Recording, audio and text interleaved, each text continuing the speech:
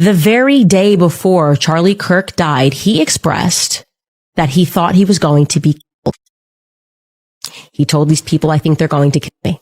Okay. And especially if there are people like Michael Tracy tweets, this British socialite, who a judge endured no illegal activity and stayed in contact with Epstein into her 30s. Guys, that's not someone that I think we should be platforming, and we just want the truth. I talked to Jeffrey, and I'm going to his house tomorrow morning, and I'm taking my time. He's going to set something up for you now. Well, like, what do you think? Go ahead. I don't know. I'm going to talk to him tomorrow morning when I go to his house about it. Charlie Kirk's final days have sparked intense discussion online after reports surfaced claiming he sent messages expressing concerns for his safety before visiting UVU. Some commentators have connected those statements to his public calls for greater transparency surrounding the Epstein files, including claims that he wanted all documents released without redactions. According to online discussions and unverified reports, Charlie had recently become increasingly outspoken on the issue, which has led many people to question whether there was more happening behind the scenes. However, many of these claims remain speculative and have not been officially confirmed. Just days after those reported statements, the situation took a shocking turn, fueling even more debate and conspiracy theories across social media. On September 8, 2025, he even demanded that the Department of Justice release everything immediately. No redactions, no delays. According to reports surrounding the case, authorities identified 23-year-old Tyler Robinson as the suspected shooter in the attack that took Charlie Kirk's life. Investigators and online discussions later pointed to alleged messages and conversations that quickly became a major focus of public attention. One widely discussed claim involved an alleged exchange between Robinson and his roommate shortly before the incident. According to those reports, Robinson allegedly referenced having an opportunity to target Charlie Kirk, though the authenticity and full context of the messages have continued to be debated online. After news of the shooting broke, additional alleged messages surfaced in which Robinson reportedly expressed frustration with Charlie Kirk's political views. Those reported conversations rapidly spread across social media, intensifying the already heated public reaction surrounding the case. They just shot Charlie.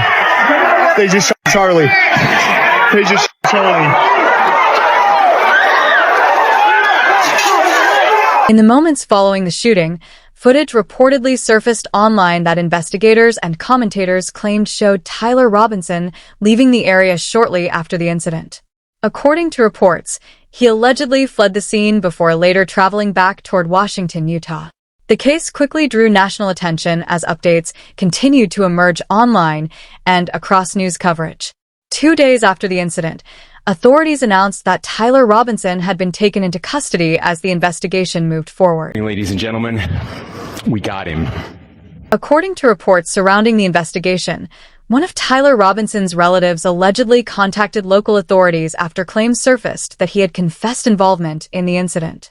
As more details began circulating online, public speculation around the case intensified.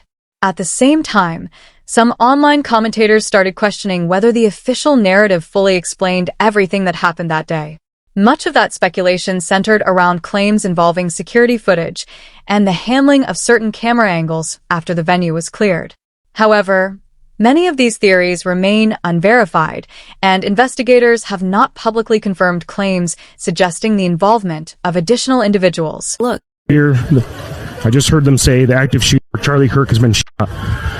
Charlie Kirk got hit, is what the security detail just said.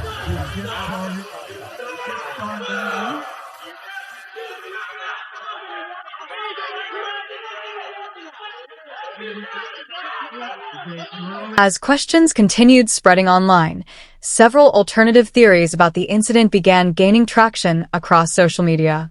Some commentators pointed to claims involving missing footage and alleged inconsistencies in the publicly discussed evidence, fueling further speculation about what may have happened. One theory that circulated online suggested the possibility of something other than a conventional gunshot being involved. Supporters of that theory analyzed slowed-down footage frame by frame, arguing that certain visual details appeared unusual to them. A few commentators and self-described firearms experts also questioned aspects of the ballistic narrative based on the reported distance and injury details. Public figures including Candace Owens discussed some of these claims publicly, while online personalities debated whether recovered fragments and reported evidence matched the official explanation. However, none of these alternative theories have been officially confirmed by investigators, and many remain heavily disputed online. Charlie's neck indeed did stop the bullet, without question. Okay, and this is going to dispel a lot of theories that are out there. And I'm telling you this 100%. Charlie Kirk was shot from the front, and the bullet did not exit. And at least a fragment of the bullet was recovered from his neck. But when the gun and the bullet are known, they are reflected onto the death certificate. Okay. There is not one reflected onto Charlie Kirk's death certificate because they did not recover a bullet from a 30-06. Hunters and military men rejoiced. As the investigation continued, online debate only intensified. Some commentators and self-described firearms experts argued that certain publicly discussed details did not fully align with the official narrative, leading to even more speculation across social media platforms. The questions were also raised online about reported documentation and whether all of the forensic details had been made public. At the same time, discussions surrounding Charlie Kirk's security arrangements began drawing attention after claims connected to a lawsuit and various online reports started circulating. According to those claims, there were alleged concerns about security planning for an upcoming appearance at Charis Bible College following the UVU event.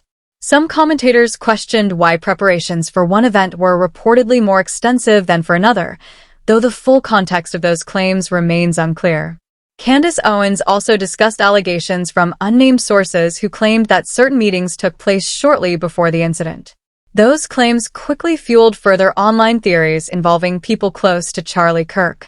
However, no official evidence has publicly confirmed claims of a coordinated operation or broader conspiracy, and many of the allegations remain speculative and heavily disputed. Tyler Robinson, your husband. Yes, I do. Why do you think it is so hard for so many people to believe that reality? Because it's too simple. Again, everyone always has to think there's more to the story. Well, sometimes there's not. I've seen the autopsy report. I've seen our case pulled together. I've been in constant contact with our lawyers, the prosecuting team. I've seen it all. How could you sit up there and say, yes, I 100% believe Tyler Robinson did it? That right there is why it is impossible for me to think that Erika Kirk is not complicit somehow. Because what wife, with no more evidence, she's lying, like I said, she told me, I spoke to the lawyer too. He said he didn't know anything more. What wife would not say, I have no idea? I'm looking forward to seeing the evidence as much as anybody else is. Of course, maybe there could be more people out there. In the aftermath of the tragedy, public reaction to Erika Kirk's interviews and statements became deeply divided online. While many viewers initially praised her public response and message of forgiveness, others began questioning aspects of the case and speculating about whether there could be more to the story. As discussions spread across social media, various online commentators attempted to connect different people, organizations, and past associations to the broader controversy surrounding the case. However, many of these claims remain unverified, and no public evidence has confirmed allegations linking Erika Kirk or her family to any criminal wrongdoing or coordinated conspiracy. At the same time, reported messages allegedly connected to Charlie Kirk's final days continued fueling speculation online. Some commentators interpreted those reports as signs that Charlie may have been under intense pressure or concerned about certain issues behind the scenes, though those interpretations remain speculative. For now, many questions surrounding the case continue to be debated publicly, while investigators and commentators alike examine the information that has surfaced so far. As more details emerge, public discussion around the case is likely to continue evolving. What do you think about the theories and reactions surrounding this case?